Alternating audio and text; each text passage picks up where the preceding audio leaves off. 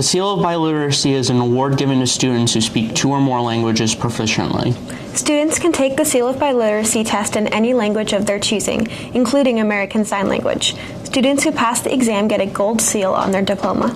The seal was developed in 2008 and over 165 school districts are currently granting the award. Today, we will interview the students who have successfully earned the Seal of Biliteracy here at Nashoba Regional High School.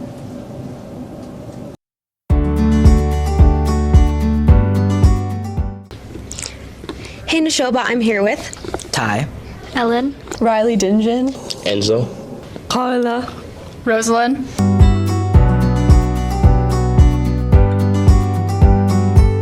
I got it in Spanish. I got it in Korean. And what language do you speak? I speak Portuguese. And what languages do you speak? I speak Portuguese and English.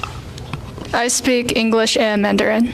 I speak English and I earned my Seal of Biliteracy in Spanish.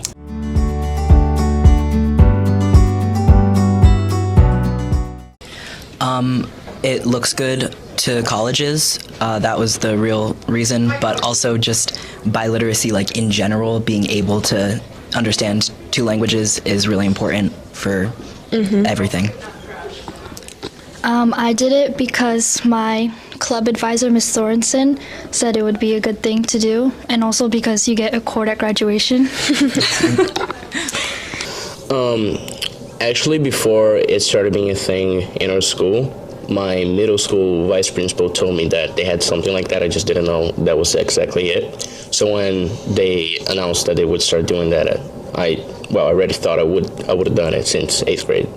I decided to pursue the seal so I could really just see how much Spanish I really knew. And going into it, there's nothing really to lose. It's not for a grade or anything. So I thought it was a great way to test my knowledge, and if I passed, I passed. And that was kind of how I went into it.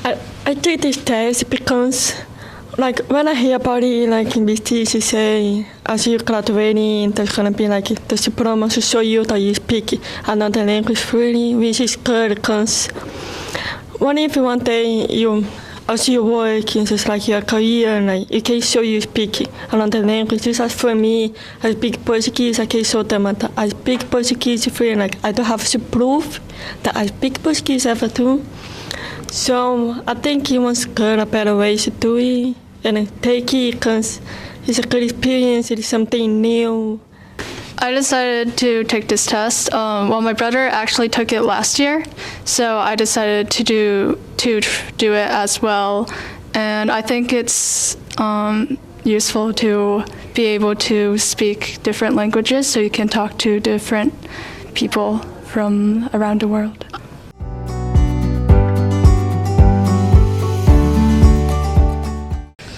Honestly, I didn't really do much. I had Senora Diaz, and she basically told us to just trust our education in Spanish so far. So I did a little bit of reviewing on speaking and the stuff that I knew that I struggle more in, but it really didn't take much formal studying. I also didn't do that much studying because I grew up speaking Korean at home, and it was also my first language, so I didn't really do much to study. So I registered online, and then they send you in information for practice tests and stuff. So I definitely did that, and then I studied with my friends a few weeks in advance. You can't really study everything because Spanish and any language you really just accumulate over time. Yeah. But a few of my friends, we went out to lunch one day, and we just spoke in Spanish the whole time. That's to practice. Cool. And then when we took the tests, we were in the library and Yeah. Yeah. That's good to have a few friends doing it with you. Actually, the test I thought was pretty easy, partially because Portuguese was my main language at home. I grew up in Brazil, so the test itself wasn't difficult, but I think just maybe the fact of I was only speaking English for a long time before that, so I was maybe a little afraid that my Portuguese wasn't good enough to get the seal. Yeah. Word. So I have to study and especially look at the verbs in Portuguese because we have a lot of verbs. So just study 30 minutes, and just take it. For me, I also did a lot of studying.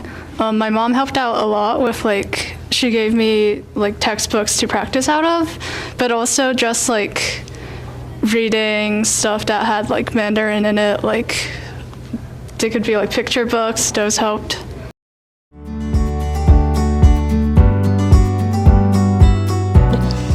It was longer than I expected, but nothing crazy. I think we worked up until lunch.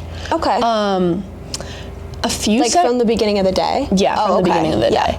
A few sections were difficult, but nothing that I wasn't prepared for, and nothing that my Spanish teachers hadn't prepared us Yes. for. And I had Senora Diaz last year, and she was super great with giving us motivation and helping us when we needed it. So Yeah, I have her for AP Spanish right now. She's great. yeah.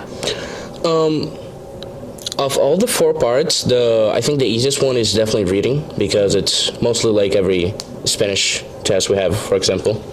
But the most difficult part is definitely the speaking part, because that's usually, if you speak 2 languages, that's usually the skill that you practice. I wouldn't say that it was hard. I would say that it was a really long test. They say it's 2 hours. It wasn't.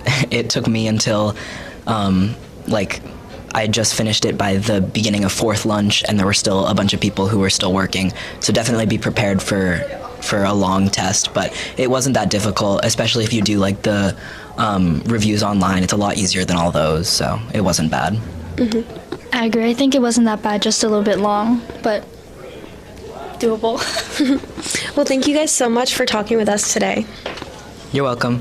It was actually good. Before, I thought it was really bad. I'm not gonna pass it, but it was actually good. It was not bad. It was not hard. Actually, if you studied before, it should be easy. And I think one thing that took off the stress from it was that the fact that you could retake some sections if you didn't pass it. There were some parts that I could do better because for example, I could do the listening parts and read and talking parts better because I speak Mandarin at home. But others I had to study more, and I would say that a lot of the questions got progressively harder is how I would describe it.